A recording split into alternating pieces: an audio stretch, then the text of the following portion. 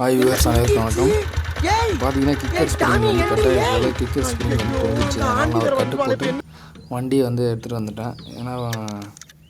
ஏன்னா வண்டி ஸ்டார்டிங்கில் இருக்கும்போது லிவர் வந்து கிக்கர் லிவர் கீழே தொங்கிடும்.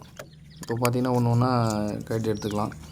13 ஸ்பேனர் போட்டு கிக்கரை வந்து கட்டி எடுத்துகிட்டு கியர் லிவரையும் வந்து கட்டி எடுத்துகிட்டு இது வந்து கிளச் ஒயர் வந்து உள்ளே அதனுடைய எண்டு வந்து லாக் ஆகிருக்கும். அதை எடுத்தால் தான் அந்த கவர் கட்ட முடியும். கவர் கட்டிட்ட பிறகு நமக்கு இந்த ஸ்ப்ரிங்கை வெளியே எடுக்கணும்னா இந்த கியர் செலக்டர் அந்த செட்டாக கட்டணும். அதை கட்டிட்டு இந்த 13 ஸ்பேனர் போட்டு இந்த கிக்கர் ஸ்ப்ரிங்கை வந்து அங்கே லாக் பண்ணியிருப்பாங்க, அதையும் கட்டிடணும். இப்போ பார்த்தீங்கன்னா புது கிக்கர் ஸ்ப்ரிங் மாட்டிட்டோம். அதில் வந்து உள்நோக்கி ஒரு கம்பி இருக்கும். அது வந்து அந்த கிக்கருடைய ஷாஃப்ட்டில் ஒரு ஓட்டை இருக்கும். அதில் லாக் பண்ணிவிட்டு மேலே திருப்பி 13 ஸ்பேனரை போட்டு அந்த டைப்பில் ஸ்ப்ரிங்கர் எண்டில் டைப் மாதிரி இருக்கும். அதில் வச்சு அந்த 13 நம்பர் ஸ்பேனர் போட்டு போல்டு போட்டு டைட் பண்ணிட்டுனா வேலை முடிஞ்சுது. ஃபுல் வீடியோ ரிலேட்டட் லிங்கில் இருக்குது. ஃபார் வாட்சிங்.